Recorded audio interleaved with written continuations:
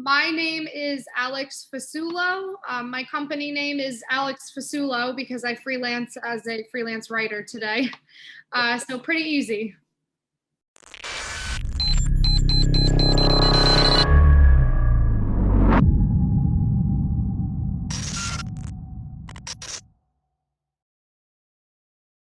Hey, it's Kellen, and today on Diversified Game, I have the queen of freelancers. You might see her face in the thumbnail and say, I've seen her on CNBC, this product, that product. I mean, she's done all the media. I mean, she's going on a media run right now. Alex Fasulo, who her company is her name as well. Alex, welcome to the show. How are you doing? Hi, Kellen. Thank you for having me. I love the pool and hammock background you have going on there. You make me want to stop working right now. Well, we're Florida neighbors unless you're traveling, so feel free. We can swap anytime and go from there. I'm just so happy to have the freelance fairy on here, and I'm not Alex gonna go through the whole rundown because you're doing so much media. I want people to see the other stuff that you're doing, but you are killing it in the freelance game. And I think where I want to start though is you used to work for a PR firm and you were in hell, PR hell, I call it. I'm a PR guy. I'm a consultant. I want to know, can you describe that feeling of working for other companies, being judged on everything from how you look, how you sound, what work you do? What was that feeling like for you? Yeah, it was really hard for me. Clearly, I lasted 4 weeks at it and quit. It just, I guess with my brain, it didn't make sense to me that I was going into this place every day to have people make fun of me, to have people telling me my clothing sucks, to have all this clicky crap going on. And I was doing this work that made no sense to me. You know, they were having me do stuff I could have just been doing at home. And the whole time I was just sitting there going, this doesn't make sense. And this only pays $36,000 a year, which I'm not trying to be insensitive. I know that that is a fine salary depending on where you live in the country. But in New York City, it's unlivable. So I was just sitting there going, you know, this sucks. These people are rude. There's all this clickiness. There's this drama. There's all this crap that wouldn't exist if I was just at home doing my work and doing my own thing. So for 4 weeks, I sat there and all I kept saying to myself was, this doesn't make sense. And you know how important that story is to tell, because with, diversified game, diversity is in the name. But a lot of times I know personally, working for different companies, tech companies or whatever, folks, say, you might not last long here. The last black guy was 5 years ago. And I say, man, I don't know if it's that or I'm just weird. I'm unique because I know at heart, I'm an entrepreneur. So right. I'm here to do and practice for what my business will be. And I've done this for so long as an entrepreneur, working for those companies, I knew there would be a time that I end. But the fact that, and I hope you're not offended by me saying that you can rival with any of the Instagram models that are out there, have the look, Caucasian woman, as far as we can tell, and that you felt the same thing that many people feel. So maybe it's an issue in corporate and how they are acting and onboarding people and treating people while they're there. Because I'm in the same boat with you. Not invited to the lunches. Everybody's going in at a group. No one can make fun of me. Like I told you, jiu-jitsu and different martial arts and knowing how to shoot. People know who to bother. But like that feeling, do you ever see yourself maybe making like a training or an academy to teach corporate how not to treat people? It's funny. I think I have such disdain for corporate that I wouldn't want to create anything to help corporate. I'd rather just take corporate down altogether. So I'd love to create a school for everyone who has left corporate, but I think there's no hope for corporate in the future. I don't think it's going to fit into the new normal anymore. And like myself, I totally agree. And so if you don't like corporate, you definitely don't like politics, because that's what controls politics. I'm from the school of George Carlin. My audience knows this. So how do you then create your own world where, you're comfortable? That's a great question. I mean, it's 6 years in the making for me. I don't think you can create your own world overnight. I think how you start to do that is just by being authentically yourself, because there's only one you in the world. So when you start to just be unapologetically yourself, post it on social media, do what you want to do every day, keep your head down and not concern yourself with what other people are saying you ought to do, I think your world just starts to automatically create itself then. And people start to follow you in your story because you're being so transparent with them. They can recognize that, I think, even through a phone. So it's like when I started to tell my story a couple years ago, I hid it for a while because I was, self-conscious of it. When I started to share it, people started to listen. They were like, oh, thank you for sharing this story. And all that time I was thinking to myself, well, no one cares. And I always say to people, everyone cares. Like, share your story and be yourself. And your story, for all the media that you have done, it does not come off, at least to me, cheesy, where, oh, I made over 300,000. Look at me. I'm the guru expert. You're really just telling your story with nothing to sell except to say, you can do it too. Did you intentionally do that? Because a lot of, folks who are entrepreneurs now, you would have had the Bentley, you had had the airplane in the background, red bottoms, make sure you get that pose with the heel. Like, when you were crafting this, did you do it like intentionally like that? Or did you have a PR team that said, do this, this, and this? No, I have no PR team over here, but you know what? This week I'm considering hiring one because I'm getting so much internet hate. It's starting to get overwhelming for just me to be doing it alone over here. But no, I did it all myself. So everything you see is just me and my personality. I am not a flashy person in person. I have nothing against people who want to buy red bottoms. My sister loves that stuff and I love that she loves it. But I didn't really pre-plan any of it. It's just me. Like, you're more likely to catch me living in a van by a river so I can go on a hike than you are with a fancy purse. And that's just because I have had no PR team. So it's just me. Nothing has been crafted over here. And I feel like in some ways that's pissed a lot of people off too. Well, for a second, I thought she was going to curse, and that's okay. You give it however you need to give it. But can you talk about the hate? Maybe I missed something. What are they hating on you for? Oh man, Kellen, you've missed a lot then, because don't look my name up on Reddit or Medium or Google or anything, because there are thousands of people who hate me, and I sit here and go the same thing. Why the heck do these people hate me so much? Like, what have I done? Like, I haven't posted the picture of me with the airplane. God, can you only imagine? I mean, I do have to think, because it's 99% men who are hating. I have to think it's these insecure guys who are pissed off that I'm a young woman making money. I must, threaten their masculinity or something. I don't understand. Like, why can't we all just be friends here? But if you go look it up after this, you'll crack up. Like, there is some hate out there. Well, you said Reddit, and that tells me these are incels that are single, lonely. Nobody wants them on the market. These are the guys, these are the guys that even catfishing, it won't work for. So they're upset because you're getting this press, and maybe you might have said no to the wrong guy, broke up with the wrong guy, and he was, he's toxic, whatnot. But the hate, with success comes hate. So I always tell my clients who are influencers, I say, if you believe the good stuff, you'll believe the bad. So don't read the crap at all. How have you been able to get your mind, right? Because a lot of folks have tried to harm themselves off stuff like this. All jokes aside, people, do not kill yourself off what people say online. Yeah, I mean, it's real, and there's no school to prepare you for it. If anything, I'd love to write a book, like to prepare someone who goes from being no one to having thousands of people online hate your freaking guts. And it's like no one prepares you for it. So it's been so immense this week that I was saying, maybe I do need to get some PR team in here to buffer me from all of this, because it's unsustainable exactly like to read any of it. I'm getting to a point where I think I have to stop reading all of it. Definitely.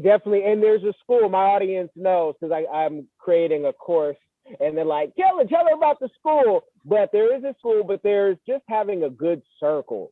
And that's what you really, want. And again, believing the good means you'll believe the bad twice as much. who cares because they're tuning in. Think about what they say about somebody who's like uber famous. And that's why sometimes we can only get to a certain level, I think, because God knows how much hate we can really take without spraying everybody. But with the, this success, I got to ask this. I ask all my guests. So I got to ask you early. What is a community give back that you are doing or that you plan to do? Because you're on a roll, and I think the best is yet to come. Sometimes I think this is going to sound funny, but that I almost give too much back because I have a free Facebook group going right now. There's 5,000 people in it. And it's kind of this community where I just let anyone post whatever they want, and I try and chime in and help them with their Fiverr journey, with their freelancing journey. I do it for free. I go in there every day. I provide everything I can. And it was actually some of the people in that Facebook group that started the Reddit thread, the hate thread on me. So I was almost like, it's like when you have a little kid and you give them candy every day, and then eventually when you tell them no more candy, they flip out. So, I feel like my problem is I actually give too much back to the community and I'm trying to figure out how not to. I mean, I have a free podcast. I have free ebooks. Anytime anyone calls me, I listen and I help them. And, my mom sometimes will say like, Alex, you got to chill. Like, you can't be Mother Teresa here. Like, you got to let go of that and kind of keep your head down. Well, I think it's great. And you have to remember, Mother Teresa was attacked various times with doing the work that she did. And, that's not everybody's calling, but I'm sure even her family said, don't be Mother Teresa, whoever her mentor was, right? Right. But we have to die empty. So whatever that means, we just have to go through our journey because we know we have so much to give to hurting people. There's so many hurting people now. So I love that you do that. Now we're talking about courses and schools. I know you have a book. Talk about any courses or schools that you have or plan to do. Yeah, I have 4 online courses now that I've recorded in the last year. I do charge for those, somewhere I have to get paid for my content here. I have 4 online courses. I have 5 ebooks. I charge for one of them and the other 4 are free. So that's kind of where I am with that. I want to in the future write actual full-length books. That's like one of my dreams. I just don't have the time to right now, but I would love to do that. And I would also love to take the online courses to the next level and almost develop a school around it, because I think this idea of freelancing is going to become so much more important than it is right now while we're speaking about it. So I'm like, scrambling to keep up with it because I almost feel like this brand I've created is much bigger than me. It's like taken off and I'm almost trying to keep up with it. And I'm sure that you have read the 4-Hour Work Week, correct? I'm actually reading it right now. I'm right in the middle of it. Okay. When Tim wrote that book, I mean, it spoke to my heart because somebody who I want to be free. I want to, I'm more productive doing my own thing. Do you think that corporate with this whole COVID thing is going to change and say, you know what, we're going to hire more and more freelancers because 1, it's cost effective. And 2, we think we're getting, better products. I think that they are because I think it's a win-win for everyone, right? Like they won't have to pay employee benefits. They won't have to pay for their vacation or their health insurance, but they'll still be able to profit from that freelancer's expertise. So I think, corporate's going to have to embrace that. It's going to be better for them too, especially, paying for these commercial spaces that they're in. There's just no need for it anymore when everyone can be at home. So it's like these corporate companies will save a lot of money if they switch over to hiring only freelancers. And I think they are going to do that. But like with everything corporate, it's slow. They're slow to react.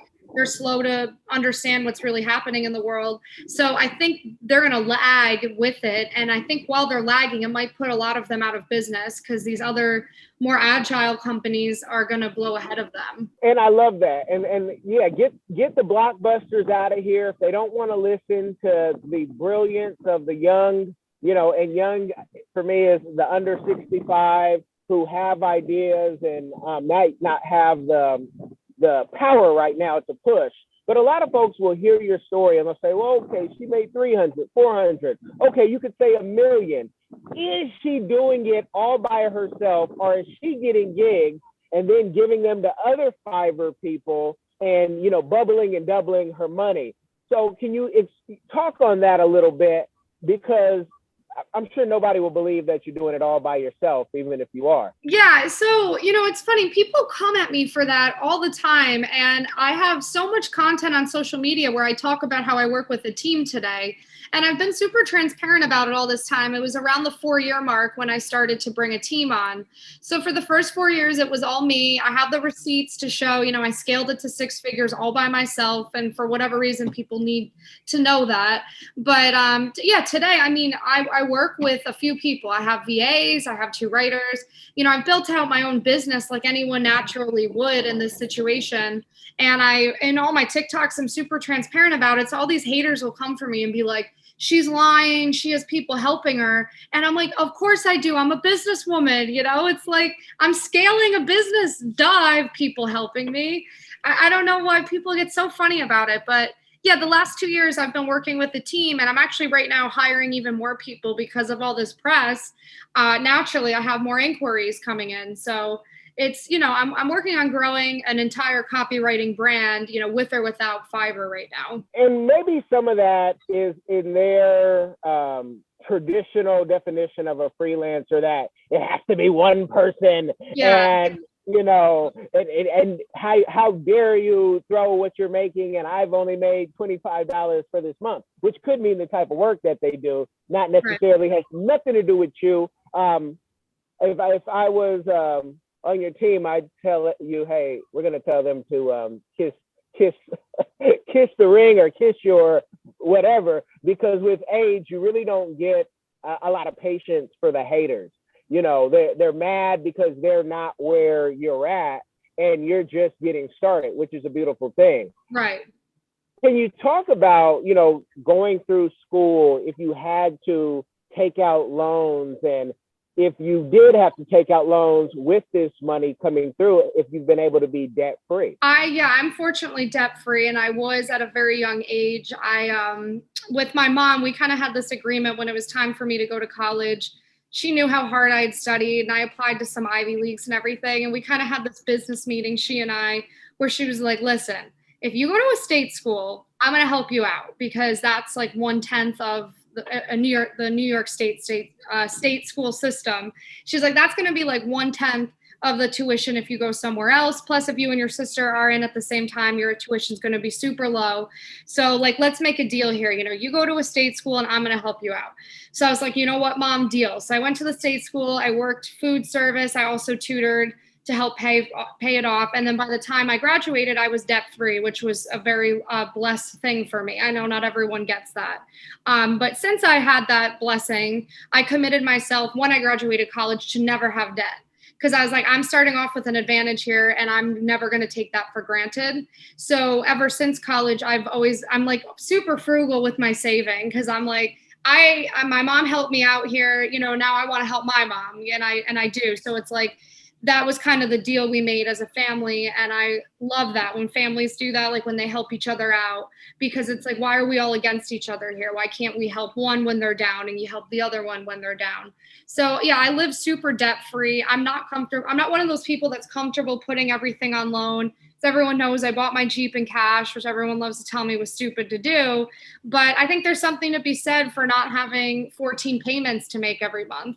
That's just my mindset. It's old school, but I'm super anti-debt. That's definitely how I work with my money. Well, I know Uncle Dave Ramsey wouldn't think you're stupid, and neither do I, because cash is still king, and all these folks who, have the $500,000 in their garage. We see during COVID how, the repo man and even the best in neighborhoods come and pick those things up. And I don't think that that's stupid at all. We also have to ask ourselves, who are we taking advice from? Because if you're taking advice from another broke person, even if they on paper have a whole bunch of money, Yeah. but they're broke or broken, which is even worse, my gosh. I don't think that's stupid. So where did you get this financial literacy from? I feel like just from observing my mom, I was always, as a young kid, I was watching, I had a lot of entrepreneurs in my family. And as a very young kid, I was watching all of them. And I remember I would just watch my mom, my aunt, my grandparents, and what they were doing with their money. And I would be watching, if someone messed up, I would watch that and note that and everything. So yeah, by the time I came of age, I mean, the only financial literacy I had was watching my family members. And I had watched some family members crash and burn really badly financially. And I remember that was almost scarring because I was like, okay, hell no, not doing that, because that looks terrible. And I don't want to be, 60 and have nothing. Like, this is not a good plan here. So it was just from my own observations along the way. I mean, I'm fortunate enough. My best friend is a CPA and she's super, super smart. So anytime I have any questions, I can just ask her, which is, great best friend partnership right there. So it's just kind of been all a work in progress, but I'm definitely an old soul at heart. So I feel like my approach to money is always just old school, which is, save, buy what you can, don't spend beyond your means. Pretty standard stuff. Yeah, pretty standard. And you and I studied political science. That's at least what my bachelor's was in. And, with this type of thinking, you probably at one point said, I could really run for office and change some things. And that's until you get on the Hill and have a position. And you're like, oh man, this is that corporate nonsense again. When you were studying in school, what did you think you wanted to be? Kellen, I'm going to give you credit because you definitely have an ability to understand people more deeply than the average person, because you're tapping into some stuff here. I was studying political science because I thought I wanted to go into politics merely because I'm someone who wants to make a change. It wasn't anything more than that. And since I had the intention of I want to make a change, I realized to me that actually isn't done in politics at all. Politics is the narcissist fest. And if you want to make a change, you do it from the outside, where all the politicians are knocking on your door begging you to partner with them. So, when I was in school, I wanted to be president. That's what I would tell people. I'm going to be the president. I'm going to be the president. And I see today, I do not want to be the president of the United States. That does not seem like a good gig to me. And I don't think that I want to make change from a political avenue. So I said goodbye to all of it and kind of pivoted my skill set. And now I'm super happy just being like very pro business. And I feel like I can help people a lot more by helping them start businesses than I can passing a policy in, Washington, D.C. I don't see the point anymore. I definitely get it. I've had a small stint. Sometimes we still do government RFPs. It's everything that you put out there. And what you were referring to with me, it's a gift. I'll try not to go so deep, we'll have you in tears of joy or of happiness. But I just have to, when it's put on me, I say, okay, let me say that piece. Now, do you ever get the imposter syndrome where you're so scared, you say, you know what, maybe I need to go get one more degree. Maybe I need to just make sure I'm bulletproof for the next 20 or 30 years and go grab a degree in this. So in case this doesn't work out the way I planned, I can do something else. I think everyone, even up to Elon Musk, gets the imposter syndrome every so often. And I think if they say they don't, they're lying. I just know at this point how to quiet it. If I can recognize it when it's rearing its ugly head in my brain, I can recognize what it is and I can look at it and go, stop. So I never get so far as to think that I need to go get another degree. But yeah, I mean, anytime I start something new, like right now, I'm trying to get into YouTube and I'm procrastinating it because I am, YouTube is very intimidating with everyone's video editing and all that crap. I can't stand it, but like, I know, there's money to be made there.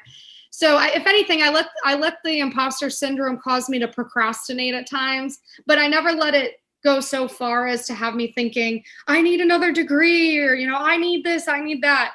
If anything, don't get me started on higher education. I think that's pretty outdated too. So I don't let it go that far in my head. Yes. Agree to all of that. And, I saw your YouTube and, YouTube is a drug addict. And this is from somebody who manages influencers and, has million+ YouTubers. And I love that stuff because they said I'd never make money with TV as a kid. You'll never make money watching TV. Yeah. And now I'm doing that, right? That's at least one of the things that I do. But YouTube is a drug addict. You have to feed it often. It needs a hit every day. So how, when you're doing your YouTube, do you feel like you're put in a box and I can only talk about these things and focus on this? Because they won't care about me doing pottery or me learning how to fly an airplane. Because you got to do that when you're in Florida. That's mandatory. But how do you feel about just the growth of YouTube? Because they pay you peanuts until you get to a certain level when you're, in a different place in the algorithm. But your YouTube journey, give us your feelings deeper than what you had stated. I feel overwhelmed by YouTube because I feel like it's a whole thing that, like you said, that needs your attention every single day. And I was going to attempt to do it by myself 2 weeks ago, and I saw, oh, hell no, this isn't going to happen. So, I quickly found a YouTube editor. I have someone else to do the thumbnails. Today I actually just did a house vlog on my camera right here, pre-house, because I'm in my house right now, but I'm going to redo the whole thing. So I'm like, all right, I talk about freelancing all the time. Maybe I'll try a vlog and these people will like it.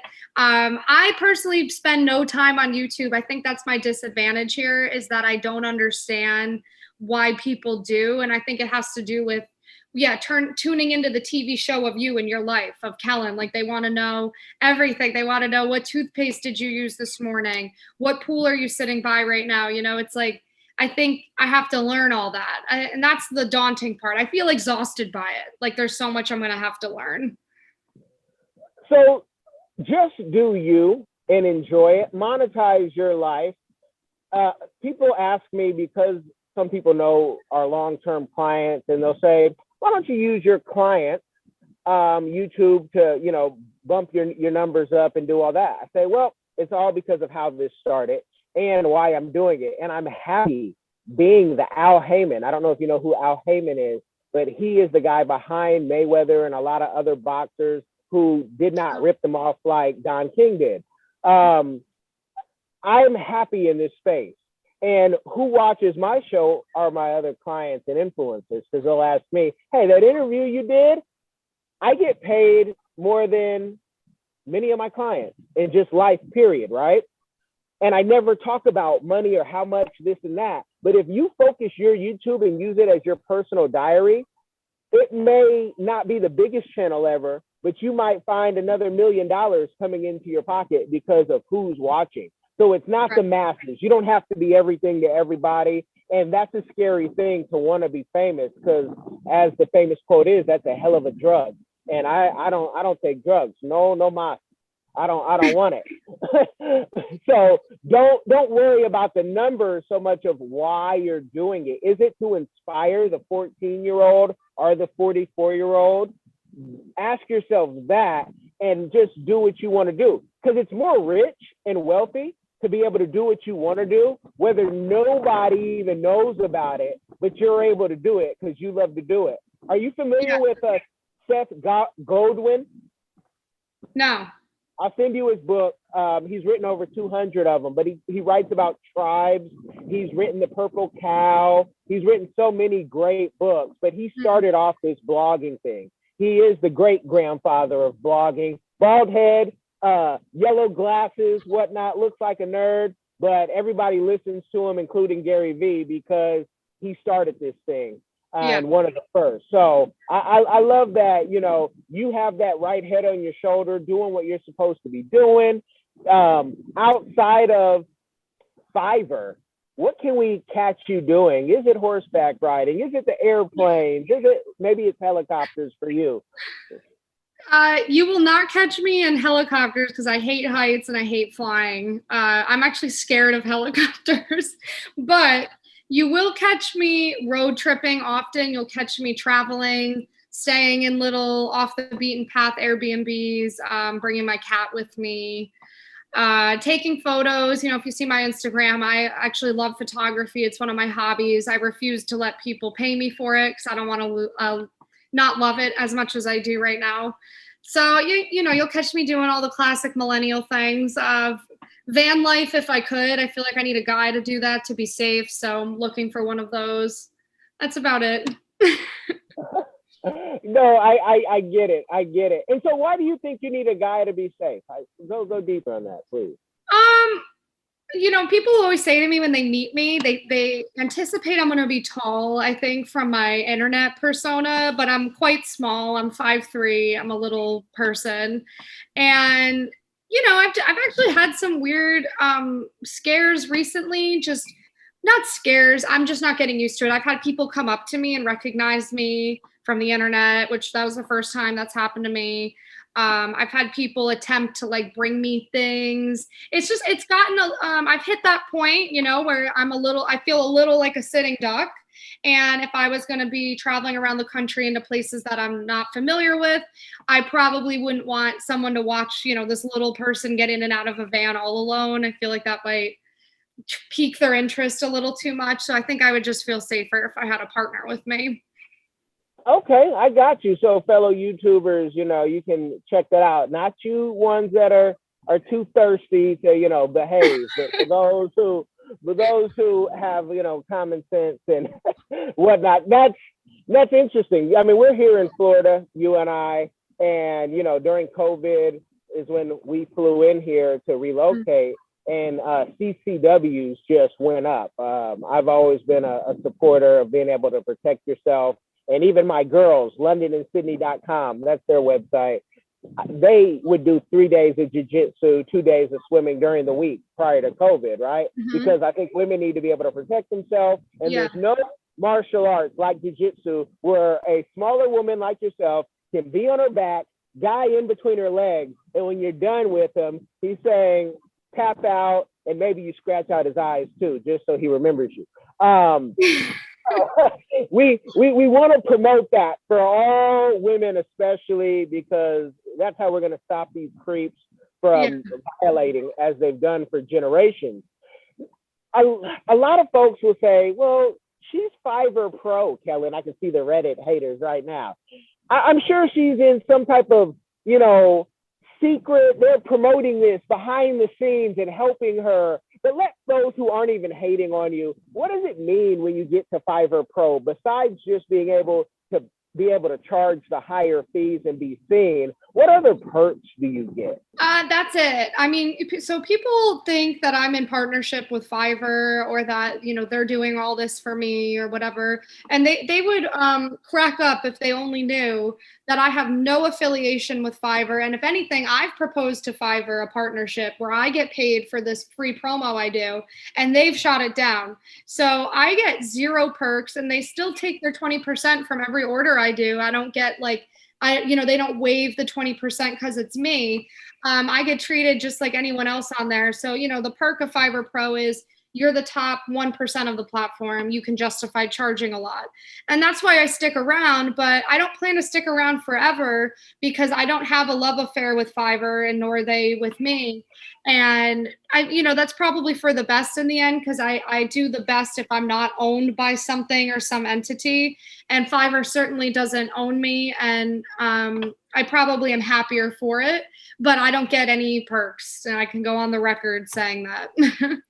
What a loss for Fiverr. This is why we can't stand corporate. Here you have someone doing all of this, making it look great. You have competition. Everyone check out Upwork now, right? You have competition, and that they don't bring you on and say, not just not taking the 20%, but even a real position saying, we want to tour you around the world, even in India, where many people, are making a living. It's just crazy that they don't do that. My gosh.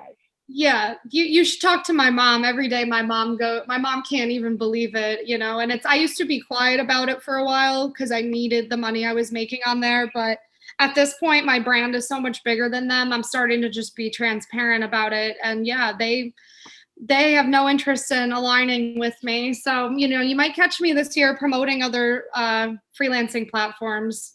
Look out, Fiverr.